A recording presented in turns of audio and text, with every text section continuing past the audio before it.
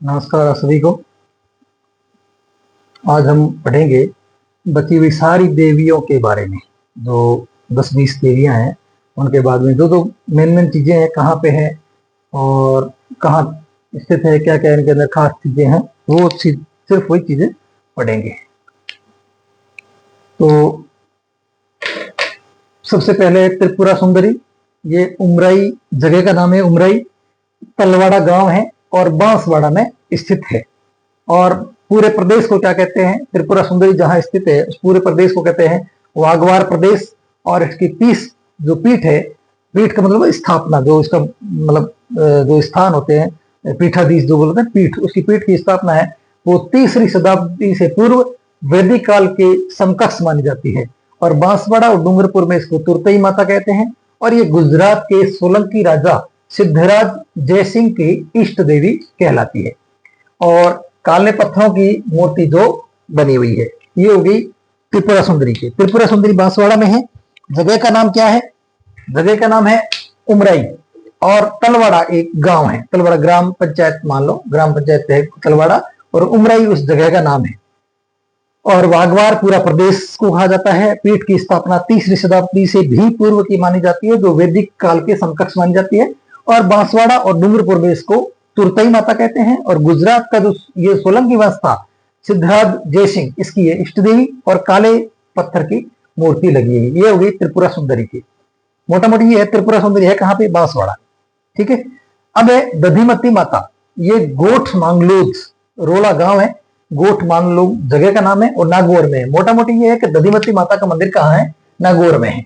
जगह का नाम पूछ ले तो ये रोला गांव, ये गोठ मांगलोद के पास में है। गोठ मांगलोद क्या है? जिप्सम के लिए बहुत फेमस है, सफेद सीमेंट के लिए। कहा जाता है कि जब ये दधिमती माता है ना, ये निकल रही थी धरती से नीचे, ऐसा निकल रही थी, तो वहां गाय चराने वाले ग्वाले खड़े थे और वो डर करके भाग गए। क्योंकि ये जब निकली थी ना, बहुत बड़ी तेज ध्वनि के साथ, बहुत तेज आवाज के साथ निकली थी, और निकल ही रही थी और आवाज आ रही थी, बहुत जबरदस्त तेज ध्वनि आ रही थी। उससे वहां जो गाय भैंसे और भेड़े चराने वाले जो ग्वाले थे वो डर करके भाग गए और उन्होंने भी मतलब चीख निकाली होगी। और उस चीख से कहा जाता है कि चीख से वो देवी वहीं की वहीं रुक गई, यहां तक आकर के रुक गई। और उनका सिर्फ धड़ धड़ यहां तक निकला।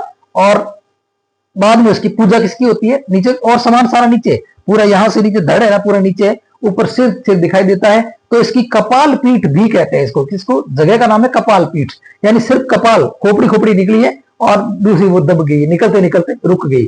तो माता धरती से तीव्र ध्वनि के साथ निकल रही थी, ग्वाले डर कर भागे, केवल सिर तक ही निकल पाई और वहीं रुक गई। शेष शरीर वो धरती में रह गया, अतः कपाल पीठ की पूजा की जाती है। ठीक है। कौन सी देवी है ये? दधिमती। कपाल दही खाती है, ऐसे याद कर लेना। वीर तारा माता, ये टोटन बाड़मेर में है, ये भोपों की कुल देवी है। देखो ये स्पेशल ये है, तो दूसरे तो राजा महाराजाओं की या कोई तगड़े वंश है उनकी कुलदेवी मानी जाती है, ये भोपों की कुलदेवी है। कौन सी? वीर तारा माता है, वो भोपों की कुलदेवी है। और नारियल का भोग लगाया जाता है और बकरे चढ़ाए जाते हैं इसके, इसी बकरों की बलि चढ़ाई जाती है और नारियल का भोग लगाया जाता है। भोपों की कुलदेवी है कौन सी?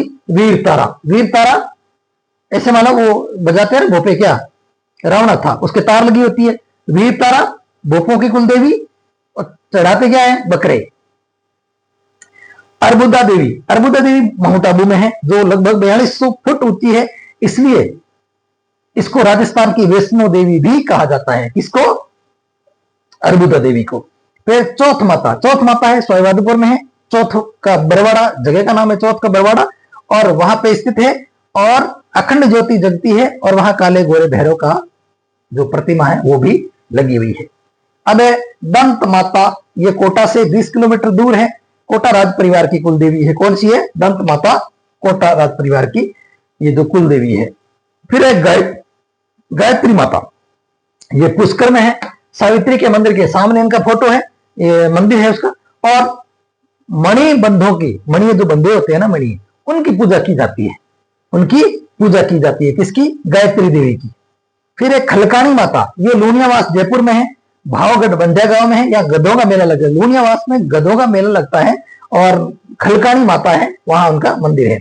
फिर घेवर माता, ये राजसमंद जिले के अंदर है। और ये फेमस क्यों है घेवर, ये घेवर माता है वो फेमस क्यों है, क्योंकि ये बिना पति के ही सती हो गई थी, इनके पति नहीं था फिर भी ये सती होगी, इसलिए ये फेमस है। ज्वाला माता, ये जोबनेर खंगरोटों की कुलदेवी है, ये जोबनेर में है ये, और खंगारोटों की कुलदेवी है, खंगारोटों की कुलदेवी है। कौन है? ज्वाला माता, ज्वाला जोबनेर खंगारोटा। फिर है मनसा माता, ये चूरू में है। भदाना माता कोटा में है। भद्राणी जो है भद्रकाली वो तो थी हनुमानगढ़ में, ये भदाना है, भदाना माता है कोटा में। चामुंडा माता प्रतिहार शासकों की कुलदेवी है, चामुंडा, चामुंडा प्रतिहार कुलदेवी। फिर है आवड़ी माता चित्तौड़ में है। ऊंटाला माता ये उदयपुर में है। और महामाया ये भी उदयपुर में है, इनको शिशु रक्षक देवी भी कहा जाता है। और खोड़ियार, ये खोड़ाल लोंगे वाला गांव है जैसलमेर, वहां है खोड़ियाल माता। और बड़ली माता ये अकोला चित्तौड़गढ़ में है। अकोला की दरिया बहुत फेमस है, जो सूती की दरिया बनी जाती है ना, वो दरिया बहुत फेमस है अकोला की, चित्तौड़गढ़ में है ये बड़ली माता। और नारायणी माता है ये अलवर में है। और जोगणिया माता है वो भीलवाड़ा में है, जोगण या भीलवाड़ा में है। ये होगी आपकी देवियां, सबकी सब होगी। अब एक छोटा सा चैप्टर है जिसमें छोटे छोटे कोई क्षेत्रपाल और ये कुछ एक जो है वो बचे हुए हैं, वो एक छोटा सा पाठ है। पितृ पूजा, नावा, परचा देना, इलोजी कौन थे, और देवल किसको कहते हैं, ठाड़ा किसको कहते हैं, कुर्जा, क्षेत्रपाल, ये चीजें थोड़ी सी 5-1 मिनट की क्लास होगी, उसमें आपके लोक देवी देवता, लोक देवियां और देवता सारे के सारे चैप्टर है वो क्लोज हो जाएगा। नमस्कार, धन्यवाद। आप शेयर जरूर कीजिए अपने जो ये पाठ है ना इसको, ताकि लोगों को फायदा हो सके, बड़े बड़े ग्रंथ ना पढ़ने पड़े और छोटी सी चीज में बहुत सारा ज्ञान मिल सके। नमस्कार, धन्यवाद।